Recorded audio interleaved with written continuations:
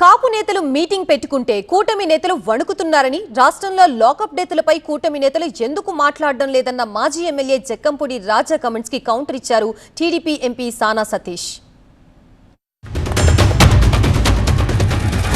చిన్న మీటింగ్ పెట్టుకుంటేనే ఇంత భయపడిపోయి ఇంత ఆందోళన చెందుతా ఉన్నారే.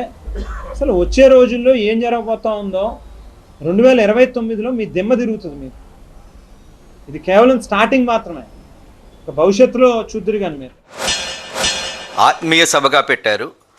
మేమైతే ప్రత్యేకంగా చెప్పేదంటే అది కాపు ఆత్మీయ సభ కాదు, రాజకీయ నిరుద్యోగుల ఆర్తనాద సభ అని నేను చెప్తాను.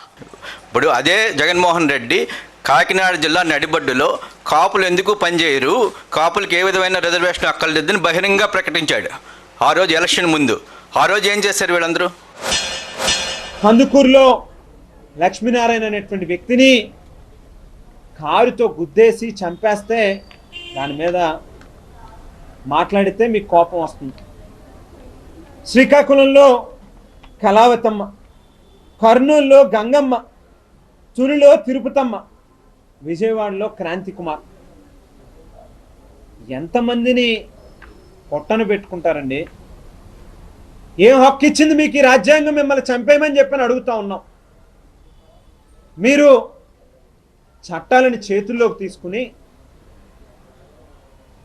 లాకప్ డెత్లు చేస్తే ఎవరు మాట్లాడకుండా నోరు మూసుకుని మీరు సూపర్ అని చెప్పి మాట్లాడాలా? మిమ్మల్ని సాయికృష్ణ అనేటువంటి వ్యక్తిని చంపేసి బూడిద కూడా ఇవ్వకుండా తల్లి పాపం రోడ్డు మీదకి వచ్చి మీడియా ముందు రోధిస్తూ ఉంటే నిజంగా ఎంత బాధ అనిపించిందండి అందరికీ కూడా. ఇప్పుడు ఎక్కడో ఇది ప్రతి చిన్న విషయాన్ని రాజకీయం. మొన్న ఎవరో చనిపోతే రాజకీయం. ఈ జగన్మోహన్ రెడ్డి దగ్గర ఒక టీం ఉంటుంది. వీళ్ళు ఏంటంటే ఎవరన్నా చనిపోతే ఆ శవం దగ్గరికి వెళ్ళి ఇతనికి కులం ఏంటి, కాప, కమ్మ, రెడ్డ చూసుకుని దాన్ని రాజకీయం ఎలా చేయాలని చెప్పి చూస్తూ ఉంటారు. ఇదే పద్ధతిలో మొన్న లాకప్ డెత్ అని చెప్పి ఇదని చెప్పి ఒక హడావిడి చేశారు. ఇవన్నీ కూడా వాళ్ళు కుల రాజకీయం. మీకు పర్టికులర్గా చెప్పాలంటే ఇదే త్రిమూర్తులు కోనసీమలో 2 కులాల మధ్య ప్రశాంతంగా ఉన్న కోనసీమలో జగన్మోహన్ రెడ్డి చుచ్చు పెడితే ఈ త్రిమూర్తులు ఆ రోజు ఏం మాట్లాడలేదు. 160 మంది కాపులను అరెస్ట్ చేశారు ఆ రోజున. ఆ రోజు ఈ త్రిమూర్తులు వైఎస్ఆర్సీపీలో ఉన్నారు కదా. ఆ 160 మంది గురించి ఏమన్నా పోరాడా?